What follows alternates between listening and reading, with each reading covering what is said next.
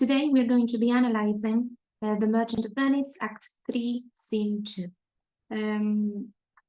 This is the Belmont, the secondary plot that takes place in Belmont, and it will be finally the time for Bassanio to make his choice, to choose one of the caskets and see if he's lucky enough to find Portia inside the casket. So we're going to listen to the conversation that Portia and Bassanio have before he finally takes a chance in the lottery casket. We will see that Bassanio is not alone. Yes, Graciano has come with him, also Jessica and Lorenzo. Yes, but right now on stage, we will see Bassanio, Portia, Graciano, Nerissa, and the other characters will be in the background. So let us listen to Act 3, Scene 2, okay?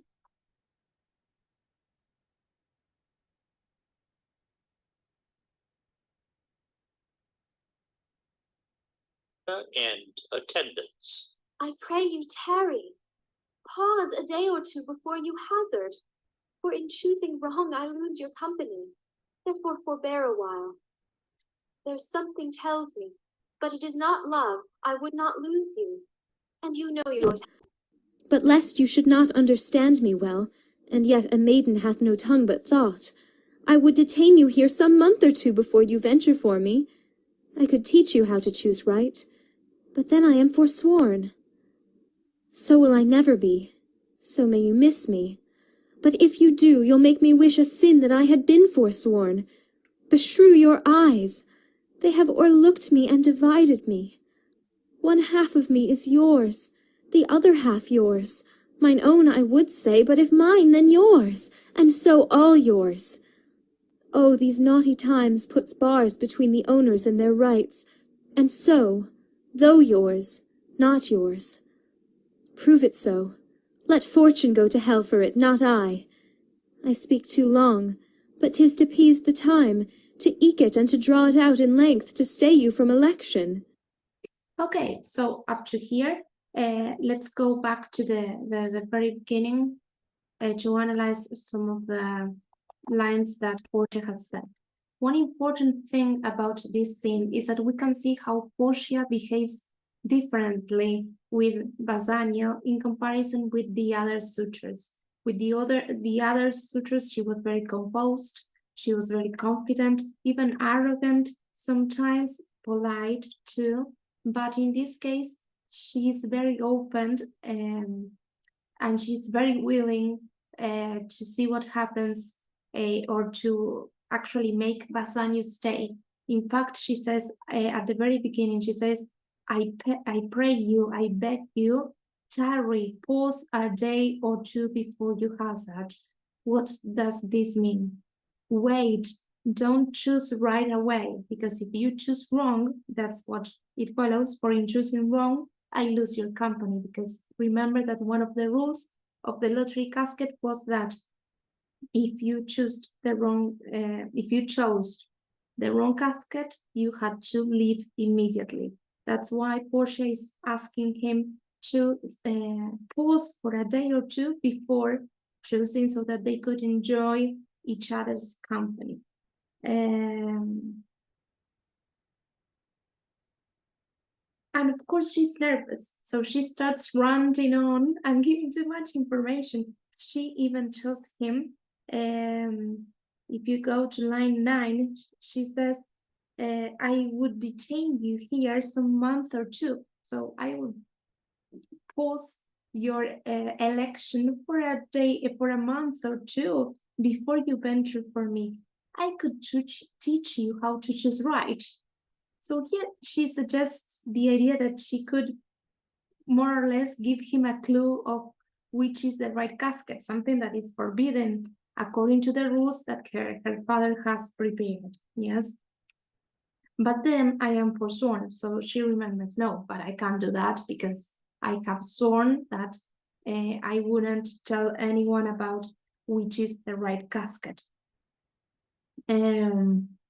So she's really afraid, and she shows this self-doubt, yes, of what happens if you choose wrong.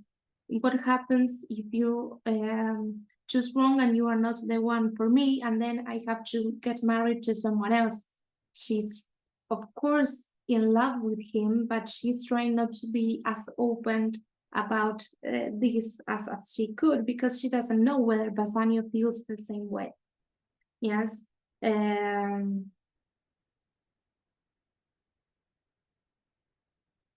Well, then she makes a pun on words, on the word yours, because there is this idea within Portia and within this play of the theme of choice, the theme of freedom, the theme of free will. Yes, I would say destiny versus free will. That's a big theme in the story, because since she's a Christian, all Christians in the Bible, it says that you have free will to choose whatever you like. But in this case, Portia doesn't have a free will to choose which could be her husband. And this is important to her. Yes, she points it out throughout the play. Yes, that she cannot choose. And this is something that bothers her. But at the same time, it is something that makes her that doesn't stop her from obeying her father, because she's doing this because she's respecting what her father has told her. Yes. So she says, one half of me, this is line 16, one half of me is yours, the other half yours. Mine own, I would say, but if mine, then yours, and so all yours. So here she's making a pun on words, trying to tell him that that she doesn't belong to herself, and neither to him. Yes, she's still in this ambiguity, because she doesn't belong to anyone, for the time being, at least. Yes. All these naughty times, these awful times, put bars between the owners and their rights. Yeah, so people don't have the right to own their identity, to own the things that they want. Yes, it's beautiful expression. Yes, to put bars between the owners and their rights. And it's a phrase that we can even use today. Prove it so, let fortune go to hell for it, not I. So here there are a couple of things we can say. Prove it so. So what she's saying is, let fortune decide, and let fortune be guilty if she gives me an awful husband, yes, or an awful future, an awful destiny. And notice that the word fortune appears with a capital F. Why? Because this is an instance of personification of fortune, meaning that here fortune has human capabilities, because fortune could go to hell, yes, if it makes a mistake, yes. So she says, I speak too long. She realizes that she's ranting on and on and on, but it is to piece the time, but it is to slow down the time, to it, to add time to it, and to draw it out in length, to stay you from election. So she's just speaking because he wants to stop him from deciding too quickly. Yes, and let us see this interaction, this reply that Bassanio is going to provide her with, and then they have a beautiful interaction in which they would start flirting. Okay.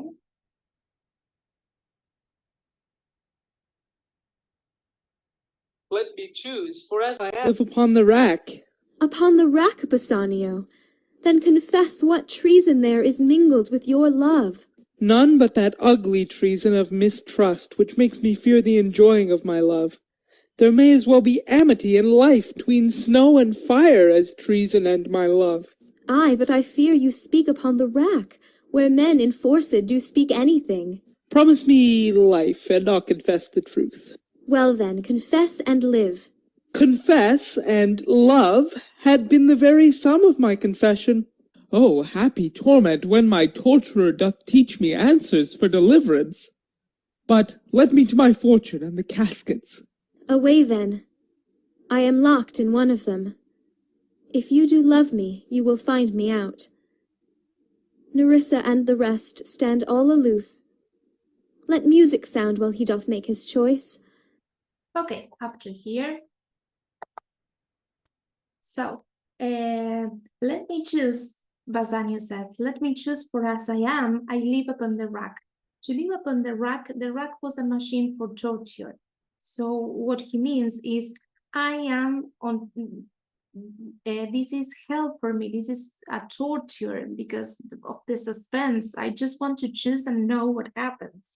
Yes, the rack is a machine of torture which stretches the limbs of the body. Okay, so here, you know, Portia is very smart, so she picks up the concept of torture and she starts flirting with Bassanio. So she says, upon the rack, Bassanio, then confess. So she's role-playing with him as if she were the torturer and he would be the tortured. Yes. Upon the rack, Bassanio, then confess. Yes, confess what treason there is mingled with your love. Yes, confess your crime. None but that ugly treason of mistrust which makes me fear the enjoying of my love. So the only treason I am guilty of is being afraid, yes, that I won't be able to enjoy your love. We're going to skip those lines. We go to Portia again.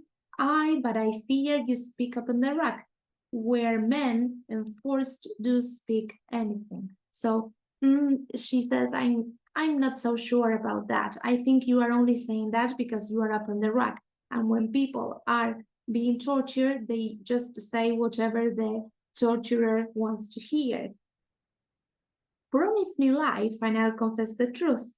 So in a way, here Bassanio is saying, promise me life. So promise me that I will choose right and I will confess the truth. Portia says, well, then confess and live. Notice the play of words that they are having. And Bassanio replies, confess and love had been the very sum of my confession. Yes, so he's subtly saying that he loves her. Yes. Oh, happy torment when my torturer does teach me the answers for deliverance, but let me to my fortune and the caskets. So here the use of oh, happy torment. Happy torment is an oxymoron. An oxymoron is a literary device in which the writer uses two words that are opposite in meaning and that usually would never be placed together. Yes, happy torment. Yes, it's the same when we say happy accident. Oh, I had a happy accident. What do we mean by that? Can an accident be happy? No, what we mean is that we were lucky and that maybe the accident wasn't that serious, but happy accident is another example of an oxymoron. And in this case, happy torment is also an oxymoron. Yes, so happy torment when my torturer teaches me the answers that I have to reply. Yes, so, but, well, although he is enjoying this process of flirting, yes, he says, but let me choose, yes, lead me to the caskets because I want to choose. And Portia says, away then, you may go and choose. And he asks everyone to stand aside and to play music. And she will start singing. We are not going to read we are not even going to listen to the song that she sings. But this is very important because has she sung with any of the other suitors? No, she hasn't. Yes. So what could she be doing during this song, or why does she want to play a song with Bassanio and not with the others? Well, in some performances, in some adaptations of The Merchant of Venice, they show Portia singing and subtly showing or pointing at the casket, at the correct casket for Bassanio. Yes, so the song being an excuse to cover what she's subtly doing. But this is just an interpretation because in the play, it doesn't explain, yes, why she sings for Basania, but not for the rest of the characters. Okay, so this is something that is very interesting. Yes. So we're going to read now why Basania, the reasons why Basania will make his choice. We don't know what is it that he will choose. We know that the other princes have chosen the golden casket and the silver casket. And we have one casket left, and we know that it is the right one because the other two were not lucky at all. Yes, and Portia's portrait wasn't in them. So we know that the right casket is the lead casket. Okay, so we are going to listen to this scene. Let me find the right spot because we're going to skip a bit. Eyes, whose hearts are all as false as stairs of sand, obscures the show of dog's with fair ornament, obscures the show of ding dong bell. So may the outward This is line 73. So may the outward shows be least themselves. Okay. shows be least themselves. The world is still deceived with ornament. In law, what plea so tainted and corrupt, but being seasoned with a gracious voice, obscures the show of evil?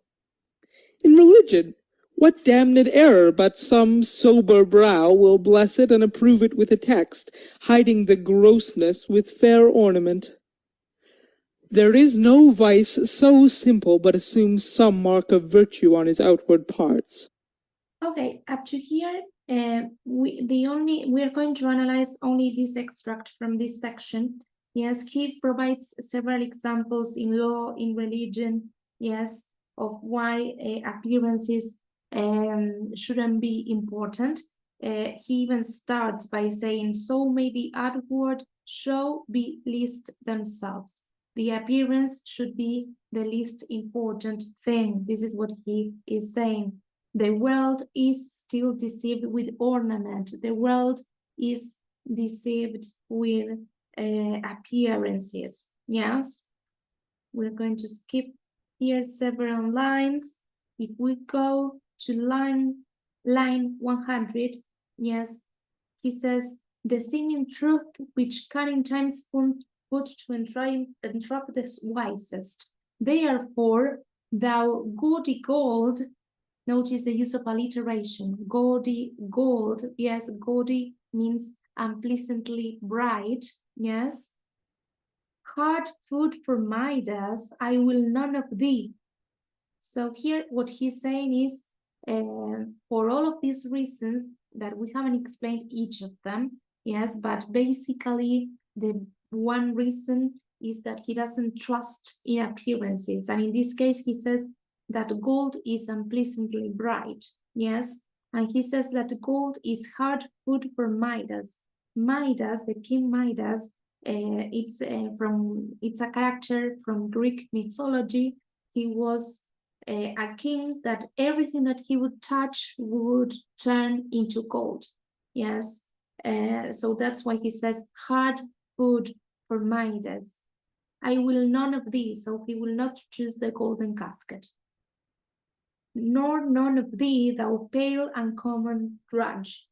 It were man and man, and common drudge between man and man. So here what he says, I will neither choose you, pale and common drudge. Pale meaning the silver casket. He says common drudge between man and man. So silver is shared between men and it's exchanged constantly. So it's something that everyone touches. So he believes that for this reason, silver is not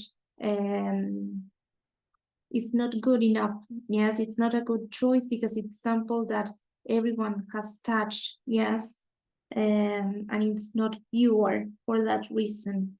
But you, and he points at the lead casket, thou meager lead, you simple lead, which rather threatened than thus promised aught, because remember the scroll of the lead casket that said it had more of a threat, yes, that you should risk everything or something like that, yes. So you offer more risks than promises, your paleness moves me more than eloquence. Your paleness attracts me more than appearances. And here to sigh, joy be the consequence. So he chooses finally the lead casket. Okay.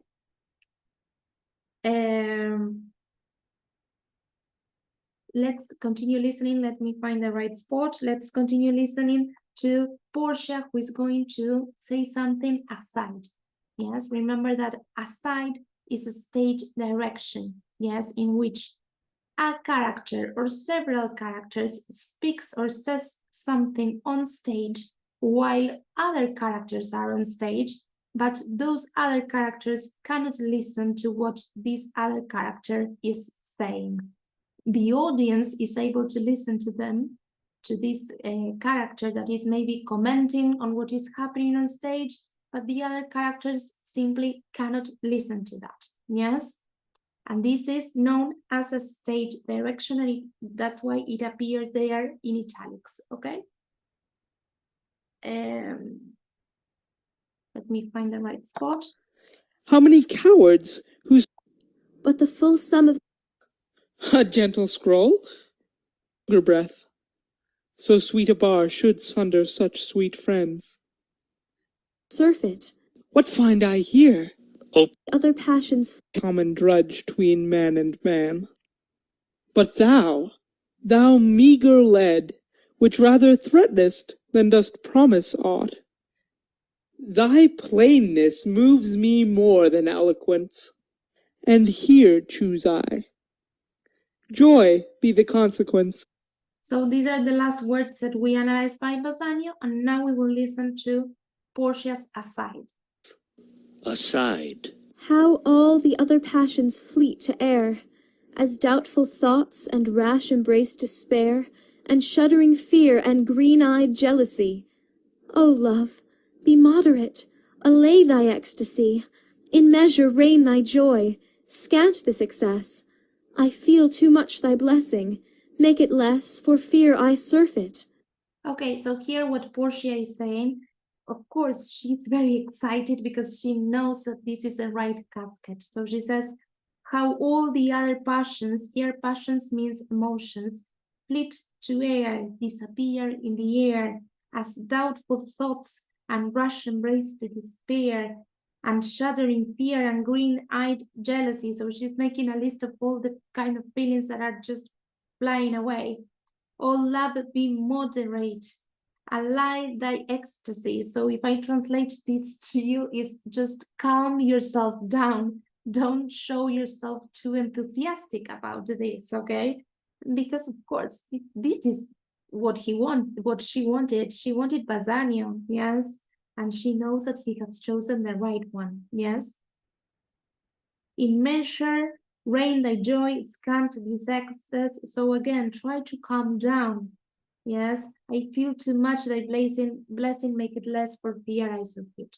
Yes, and now we will see what happens. We will listen to what happens when Bassanio opens the casket. Yes, and he will find what is it that he will find there. What find I here?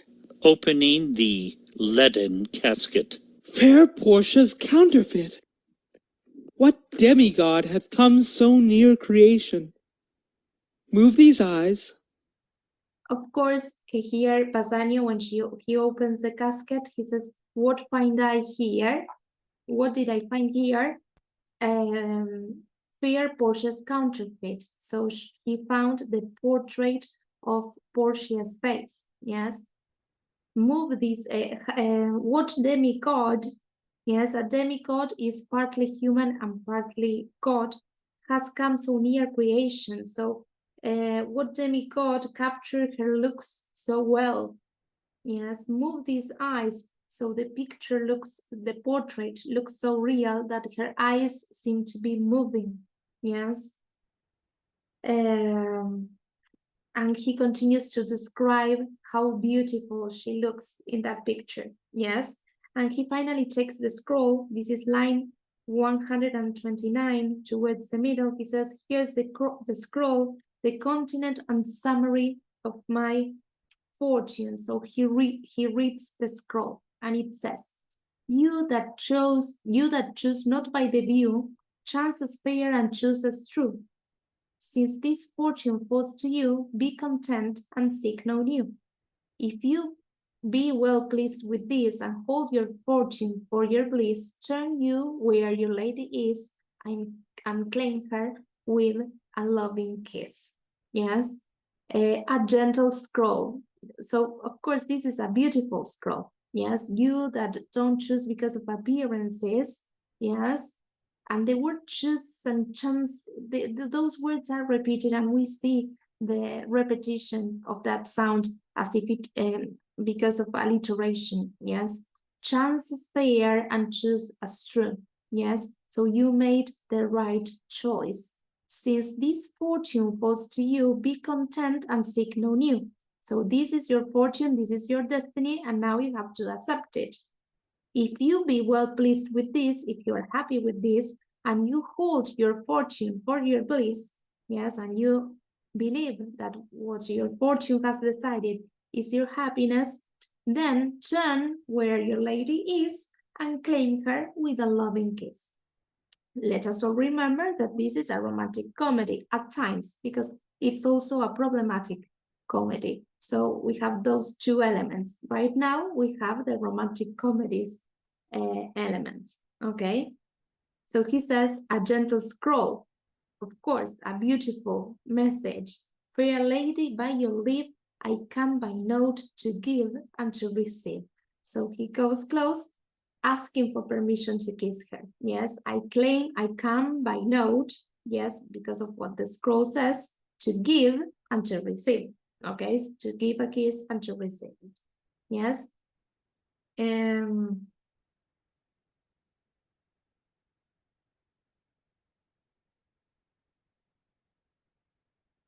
Of course, Portia is willing to be her wife. She's more than happy with this choice. And she says, this is line 149. She says, you see me, Lord Bassanio, where I stand, such as I am. Though for myself alone, I would not be ambitious in my wish to wish myself much better, yet for you, well, she wishes that she could be even more rich and beautiful just for Bassanio's sake. And we already know that she's more than enough for Bassanio, because Bassanio is a merchant and she is rich. She has a lot of money, yes. But well, at that time, she's following the convention of the Elizabethan society. She's being humble and she's being what her husband needs, because a man would never like at that time feeling less than a woman. Yes, and Portia is a very important woman, much more important than Bassanio, because Bassanio is a merchant and Portia is the daughter of a rich man. She has a dowry, she has money, she has lands, yes. So that's the difference.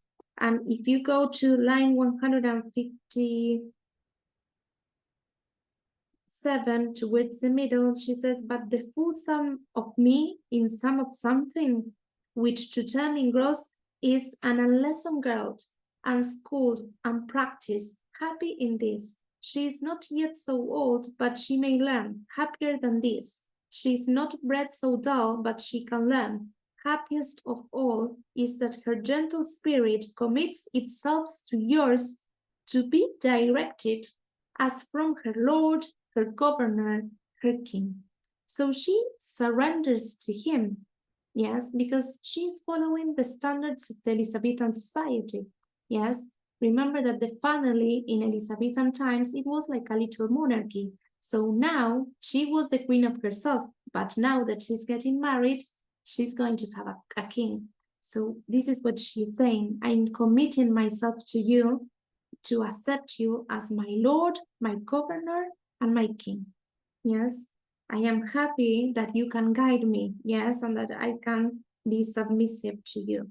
Yes, so she is the example of the perfect Elizabethan woman. Yes. And she goes on and she says, myself and what is mine to you and yours is now converted. But now I was the Lord, but now, up to now, I was the Lord of this fair mansion, master of my servants, queen over myself, and even now, but now, this house, these servants, and this same myself are yours, my lords. I give them with this ring, which when you part from, lose or give away, let it presage the ruin of your love and be my vantage to exclaim on you. So she surrenders to him completely. For us, it's kind of hard to listen to her because she's so powerful.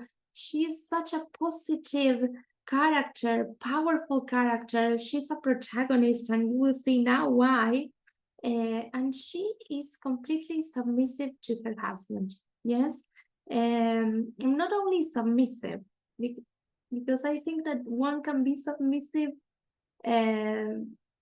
without losing everything. She's giving herself away, her servants, her house. But of course, we cannot judge her because this was what was expected from Elizabethan women. When you would get married, you would have to give everything because women couldn't inherit land. Yes, so the right thing to do was what she was doing.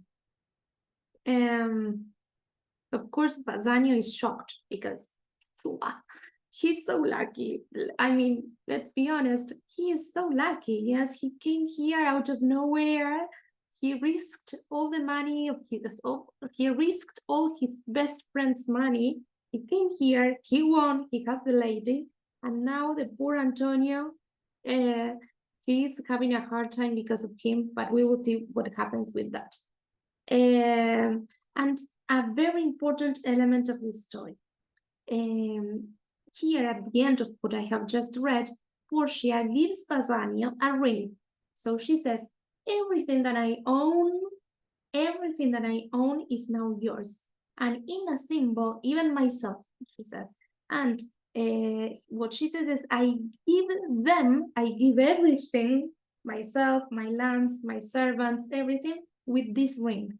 And she gives him a ring, and she tells him, if you ever part from, lose, or give away this ring, then that will be the end of our love, or it will foreshadow in the future. Yes, it will foreshadow, it will show in the future that we will not last. Yes, so this ring is very important, so bear it in mind for the rest of the story.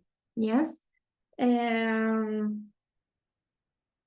Of course, Nerissa and Graciano congratulate Bassanio and Portia. Yes. We will see that Nerissa and Graciano start a love relationship as well. And Nerissa does the same with Graciano. She gives him a ring as a sign of her love. Yes. And she also makes him promise not to depart from the ring. If he ever gets rid of the ring for whatever reason, yes, she will know that that will be the end of their love. Okay. So now Lorenzo, Jessica, and Celerio enter, and a messenger from Venice. We're going to skip these lines. What is important is that the messenger brings a letter from Venice. And what happens here, it's important because this is remember that we have the main plot, which is the contract plot with Antonio, Bassanio, and Shylock. And then we have the lottery casket plot with Portia and all the suitors. What happens here is that the two plots start overlapping. Yes. Why? Because this messenger will bring a letter. Yes. And as Bassanio starts reading the letter, Portia will notice that Bassanio's face turns pale, that he is breathing rapidly, that he's very nervous, so she realizes that something is wrong. And what is it that is wrong? Well, let me read the letter to you. The letter is, if you go with me to line 314, and it says, Sweet Bassanio, my ships have all miscarried. My creditors grow cruel. My state is very low. My bond to the Jew is forfeit. And since in paying it, it is impossible I should live, all debts are clear between you and I, if I might but see you at my death. Notwithstanding, use your pleasure. If your love do not persuade you to come, let not my letter. So what the letter says is, Sweet Bassanio, yes, sweet Bassanio. I'm saying this with emphasis on purpose, because we know that Bassanio and Antonio have kind of a special relationship. They are friends, but they love each other deeply. Whether it is a homosexual relationship, well, it is not explicitly said, but they do share a deep relationship. Yes, they are really, really good friends, to the point that Antonio is willing to die for him. Yes, he says, Sweet Bassanio, my ships have all miscarried. So all of his ships that he had in the ocean, all the money that he had invested there, they all have miscarried. My creditors grow cruel. My creditors are, it's Shylock, yes. My state is very low, so I am running out of money. My bond to the Jew is forfeit, so I have already passed the deadline and I have to pay my debt to the Jew. And since in paying it, it is impossible I should live, all debts are clear between you and I. So why does he say that in paying his debt, it is impossible to live? Well, because he has to pay with a pound of flesh. And at that time, there were no doctors. Yes, we know that if Shylock decides to actually cut a pound of his flesh, Antonio would die. Yes, he will lose so much blood that he would die. Apart from that, the contract says that he would choose what part of his body he wanted to cut. And do you think that Antonio will choose, I don't know, the side of his arm? I don't know, a hand? No, he would go for the heart because he wants to revenge. Yes. And of course, when Portia learns that it was Antonio who lent the money to Bassanio and that they are such good friends, yes, she wants to help them, yes. And this couple happens a couple of lines before, yes. In fact, Jessica, who is there, and let me see, I want to show you the right part.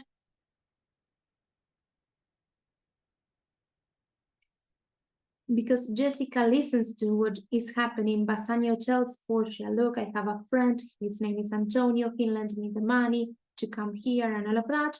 And Jessica says, if you go to line 283,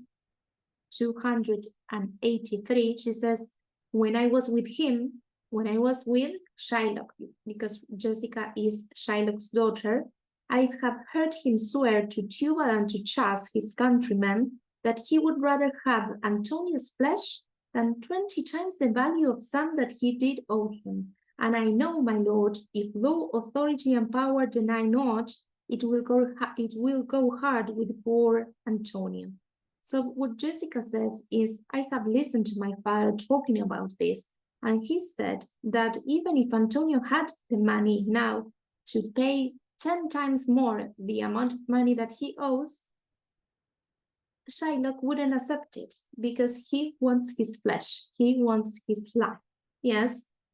Is it your, and Portia says, is it your dear friend that is thus in trouble? The dearest friend to me, Bassanio says. Of course, the kindest man. Look at the description. Yes, the kindest man, the best condition and unwearied in spirit, in doing courtesies, and one in whom the ancient Roman honor more appears than any that draws breath in Italy. So he describes Antonio as the perfect man, a man who is kind and generous, yes? And of course, from the point of view of Bassanio, he's perfect, but how does Shylock describe Antonio? And what is the reality, right? What sums owes he the Jew? Bassanio says, for me, 3,000 ducats. What, no more? Well, of course, remember, Portia is rich. 3,000 ducats for Portia is nothing. Pay him 6,000 and deface the bond. Double 6,000 and then treble that before a friend of this description shall lose a hair through Bassanio's fault. So she is basically explaining them what they have to do. Just pay him this way, I will give you the money, and you will fix all the situation. And she will start making a list of all the things that they have to do. And this is interesting because in doing this, she's not following the Elizabethan convention of what a woman should do. She says, first, go with me to church and call me wife. So first of all, we have to marry because that's what the rules of the lottery casket said, yes? For never shall you lie by Portia's side, and then away to Venice to your friend. So as soon as you get married with me, you can go to Antonio. For never shall you lie by Portia's side with an unquiet soul. So we are not going to be able to sleep together if you don't have a conscious free of guilt, yes? You shall have gold to pay the petty debt 20 times over. And of course, you will have all the money in the world to pay for your debt. When it is paid, she continues with the list. Bring your true friend along. Bring Antonio. My maid Nerissa and myself, meantime, will live as maids and widows. So, and my maid Nerissa and I will wait for you as if we were maids and widows. This is a lie. We will see later on why. Come away, for you shall hence upon your wedding day. Bid your friends welcome, show a merry cheer, since you are dear bought. I will love you, dear, but let me hear the letter of your friend. So basically, she tells them everything that they have to do. She's very bossy. She's the one providing the money. She's the one telling them what to do. She's behaving like a man. Yes, but she's a woman. And of course, maybe the Elizabethan society forgives this attitude because she's doing it to help Antonio. Yes, and this is the moment in which Bassanio reads the letter, and that's when they decide that they have to leave. Yes, so this is the end of Act 3, Scene 3.